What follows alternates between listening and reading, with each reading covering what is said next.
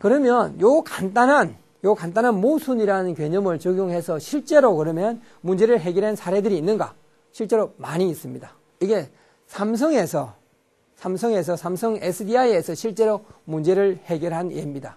삼성의 종합기술연구원에 있는 상무라는 사람이 나와서 발표한 겁니다. 신기술경영학회에서 발표했던 내용 중에 일부입니다. 이게 뭐냐면 우리 벽걸이 TV 이렇게 있잖아요. 벽걸이용 TV 있는데 그 벽걸이 TV의 제일 대표적인 게 PDP 방식이 있고 LCD 방식이 있어요. 최근에서는 대형에서는 그 PDP 방식의 벽걸이 TV를 개발하는 과정에서 이런 문제가 생겼어요. 어떤 문제가 생겼냐면 이 벽걸이 TV 플라즈마를 이용해 가지고 벽걸이 TV는 PDP라는 건 뭐냐면 플라즈마 디스플레이 패널이라는 약자인데 이 어떤 기체를 집어넣어 놓고 밀폐 공간에 기체를 집어넣어 놓고 양쪽에 전기를 딱 인가하면 거기서 플라즈마라는 게 생겨요. 한마디로 플라즈마라는 굉장히 작은 어떤 기체가 생기는데 그 플라즈마가 생겨서 거기서 어떤 빛이 나옵니다. 빛이 나오는데 그 빛이 RGB 세 가지 빛이 각각 나오죠. RGB 해당하는 빛들이 나오는데 그 빛을 다 모으면 어때요? RGB를 우리는 뭐라고 합니까? 그걸 빛의 삼원소라고 부르죠. 빛의 삼원소, 그죠? 빛의 삼원소를 다 모으면 무슨 색깔이 되느냐면 흰색이 되죠. 흰색이요. 그래서 요 세 가지 흰 색깔을 다 모으면 우리 백색광이 되는 거고, 그 다음 적당하게 비율을 조정하면 모든 컬러들을 다 만들 수 있는 거예요. 우리가 컬러 TV라든지 모든 것들은 다 이런 형태로 만들어지는 거예요.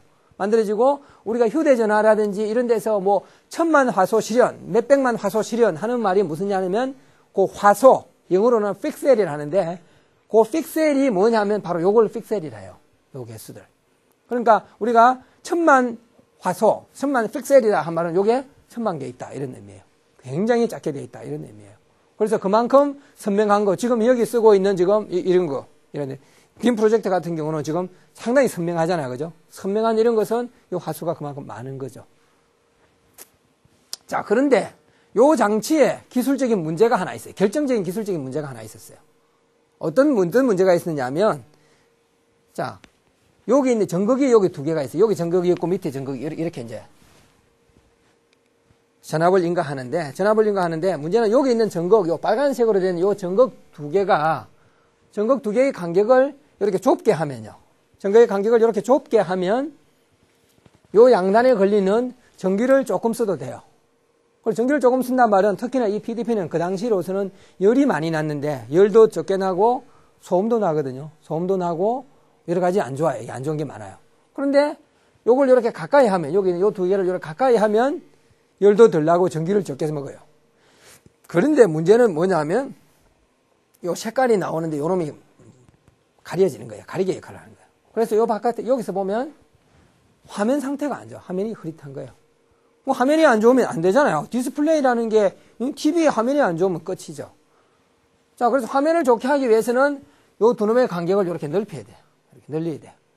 간격을 늘리면 화면은 좋은데 문제는 요 양단에 전기가 많이 걸려요.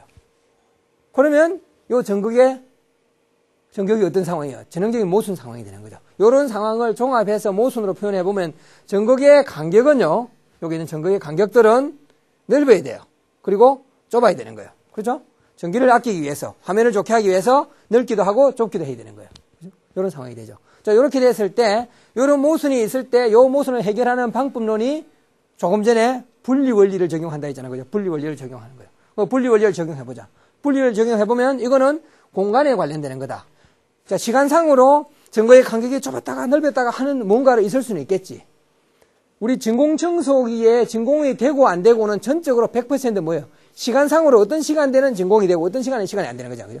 대표적으로 시간 분리를 사용해서 문제를 해결한 거예요. 예를 들면. 근데 이거 같은 경우는 시간상으로 여기는 간격이 좁았다가 넓혔다가 이렇게 하기는 좀 어렵겠죠. 그죠? 그것도 이 안에 수백만 개가 있는데 수백만 개의 간격을 조정한다는 게 현실적으로 어렵잖아요. 그렇다면 이제 넓기도 하고 좁기도 하는 공간 분리를 가져오자. 시간 분리가 아닌 공간 분리를 쓰자. 그래서 분리 원리 중에 공간 분리를 쓰게 되면 넓기도 하고 좁은 전극을 만들면 된다는 거 아니냐.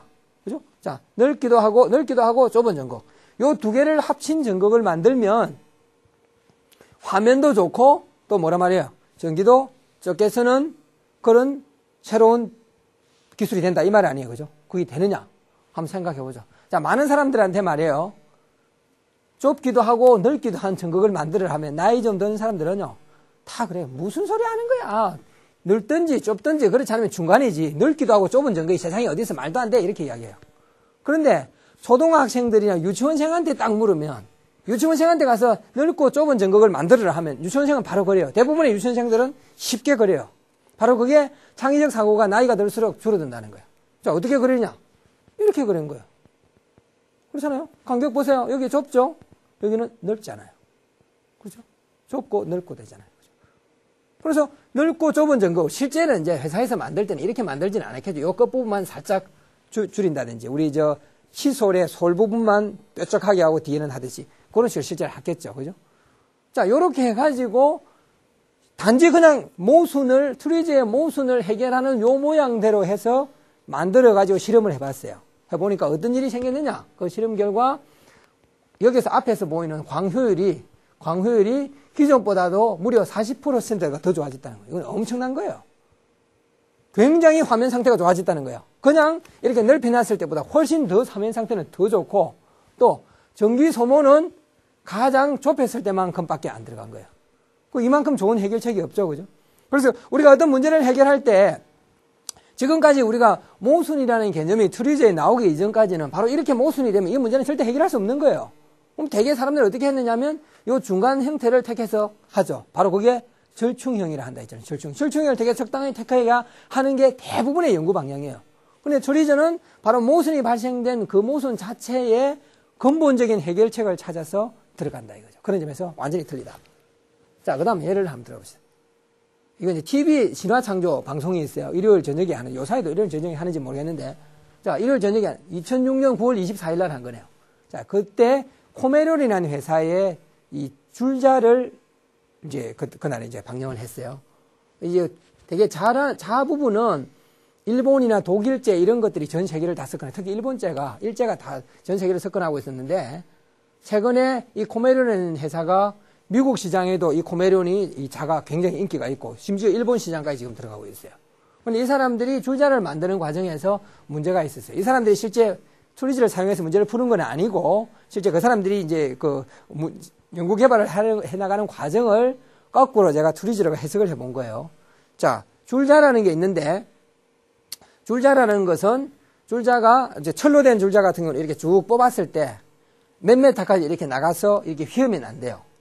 저기 보면 이제 어느 정도 이렇게 나가서 이게 줄자를 이렇게 쭉 뽑았을 때 어느 정도 이 직선 상태를 유지해야 돼요. 꺾여버리면 안 된다는 거예요. 그러면 안 꺾이고 길게 이렇게 직선 상태를 유지하려면 여기 있는 줄자의 요 철판의 두께가 두꺼우면 좋겠죠. 그죠? 두꺼우면 아무래도 멀리 가겠죠. 잘 안 휘겠죠. 그런데 두꺼우면 어떤 일이 생기느냐 하면 바로 두꺼우면 여기에 잘 감기지를 않겠지. 줄자를 돌도록 감아야 되는데 잘 감기지도 않고 또 감았을 때 어떻게 돼요? 이게 크잖아요. 크고 또 무겁잖아.